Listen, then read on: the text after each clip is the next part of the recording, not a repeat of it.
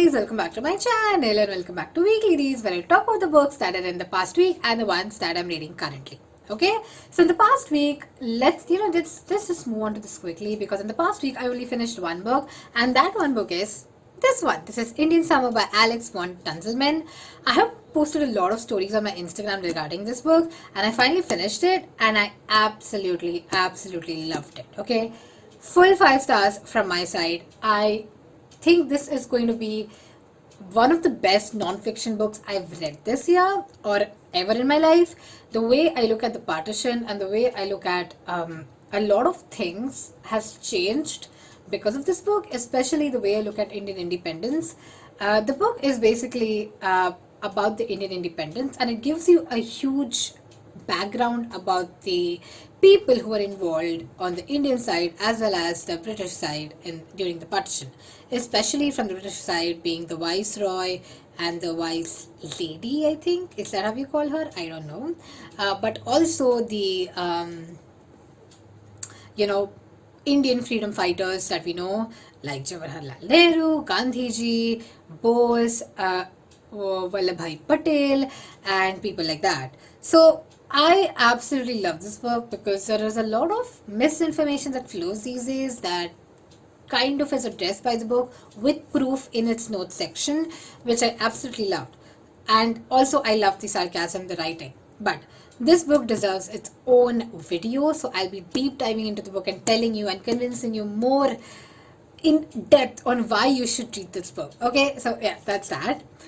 Moving on to the books that I'm reading currently. So the first book that I'm reading currently is Say Nothing by Patrick Radcliffe, and this is very interesting because the book kind of covers the IRA, and it's just another book about how Britain just decided to F up things in another country, basically. So it basically talks about the Irish Troubles, and it's specifically set in Northern Ireland and how people of Northern Ireland and they are just like unhappy with the royal army or England in general, like England specifically with the monarchy.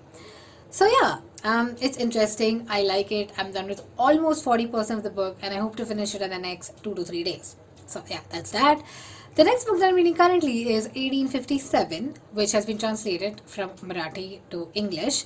It's actually a first person, originally when it was written in Marathi, it was actually this, the author's experience with respect to the 1857 uprising, which I absolutely found interesting because 1857 was a long time back, and having a first person account of someone who actually saw the uprising, the mutiny actually taking place, is very interesting.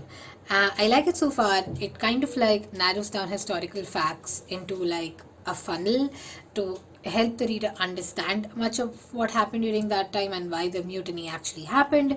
So yeah, done with 15% of the book. I'll be again finishing this in the upcoming week.